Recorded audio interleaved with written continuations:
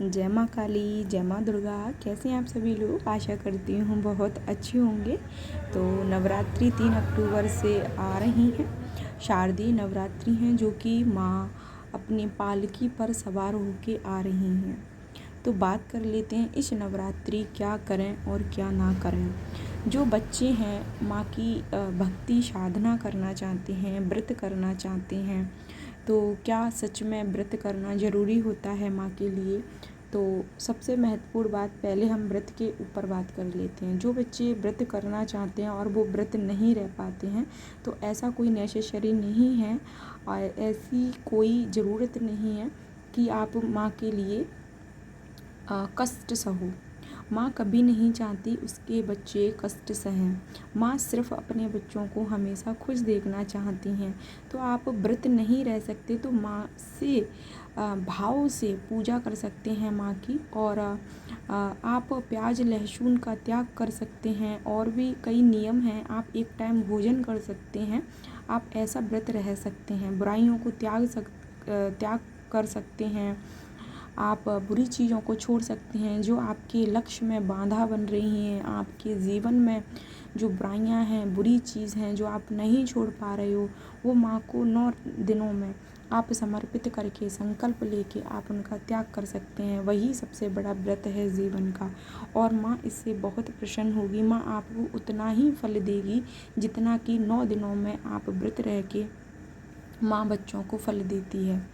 तो आपको माँ उतना ही फल की प्राप्ति करेगी और माँ अपनी कृपा प्राप्त करेंगी, आपको भक्ति प्रदान करेंगी।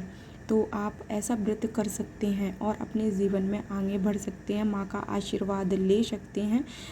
जब 9 दिन आएंगे माँ के, तो माँ की एनर्जी माँ स्वयं पृथ्वी पर आती है। और इस टाइम पर नवरात्रि में यदि कोई बच्चा माँ का एक बार भी मन से नाम जाप ध्यान करता है, चालीसा करता है, तो माँ उनकी अवश्य मनोकामना पूरी करती है। 100 गुना ज़्यादा फल की प्राप्ति होती है यदि हम नवरात्रि में माँ का नाम लेते हैं। माँ स्वयं धरती पर वास करती है। जगह जगह घंटों की गूंज सुनाई देती है। जगह जगह माँ का जयकारा सुनाई देता है।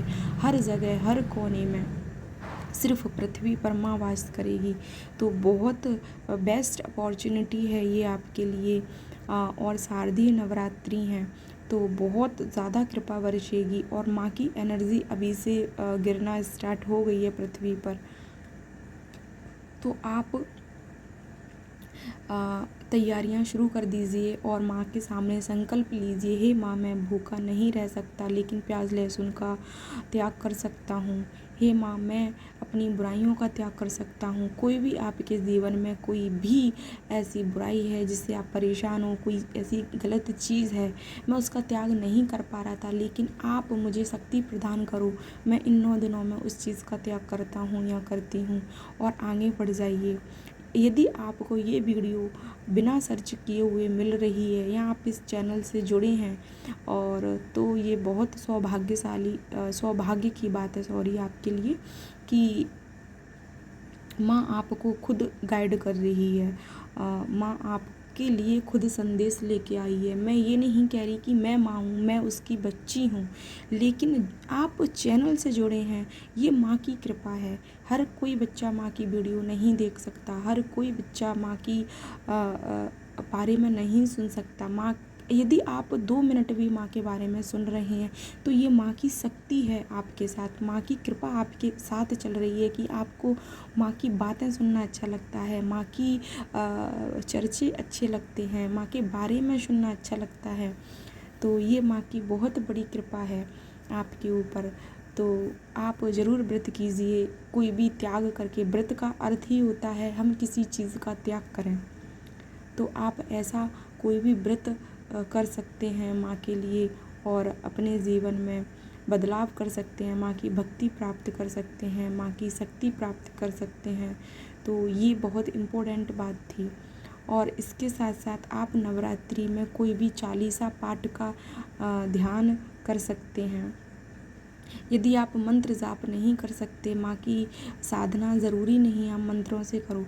यदि आप कोई भी दुर्गा चालीसा का पाठ करें या काली चालीसा करें या दुर्गा सप्तशती का पाठ करें, इससे माँ आपको एनर्जी प्रदान करती है, आपके चक्रास जागृत करती है माँ, कुंडलिनी शक्ति अवैकन करती है माँ। तो यदि आप भाव से माँ के प्रति पूर्ण समर्पित होकर पूजा साधना करते हैं तो माँ बहुत कृपा करेगी। मैं आपको ज़्यादा कठिन से कठिन नियम नहीं बताती। ज़्यादा कठिन नियम बताने से बच्चे ईश्वर से नहीं जुड़ पाते, भक्ति नहीं कर पाते। ये चैनल सिर्फ माँ से जुड़ने का है, माँ से भक्ति प्राप्त करने का है। एक बार जुड़कर देखिए माँ से। कालिका माँ के बारे में जो भ्रम फैला रखे हैं बच्चों ने, बहुत गलत है।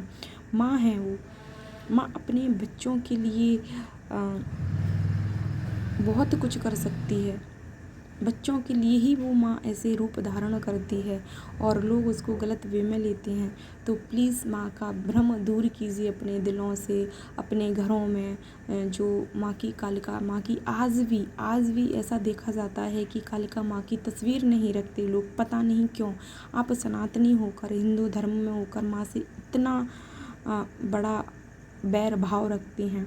माँ है वो, माँ ने संहार किया है, महिषासुर का संहार किया है, रक्त बीज का संहार किया है, इसीलिए उन्होंने ऐसा उग्रवादी रूप लिया है। किसके लिए? हम अपने बच्चों के लिए ही ना, हमारे लिए ही ना।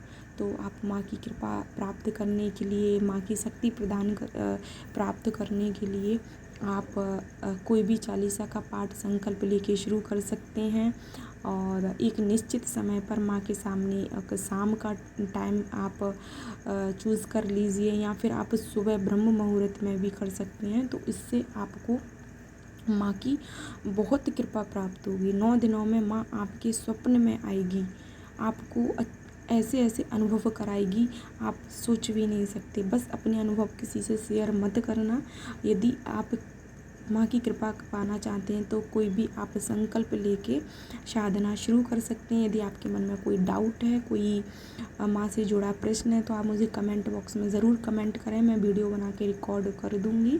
तो आप तैयारियाँ शुरू कर दीजिए, कोई भी पाठ चालीसा का जाप ध्यान शुरू कर दीजिए एवं व्रत ज़रूर कीजिएगा। यदि आप माँ के सच में बच्चे हैं तो कोई भी एक हैबिट्स को त्याग कर दीजिए माँ के सामने और व्रत कीजिए और जीवन में आगे बढ़ जाइए। माँ का नाम लेके आपके जीवन में समझो, यदि आप इस वीडियो को सुन रहे हैं तो आपके जीवन में खुशहाली आ चुकी है। अब बस आगे बढ़ने की आपको देर है, बस आप बढ़ जाइए, आपके जीवन में खुशहाली आ चुकी है। जय माँ काली, जय माता दी, सभी पर माता कालिका का आशीर्वाद बना रहे।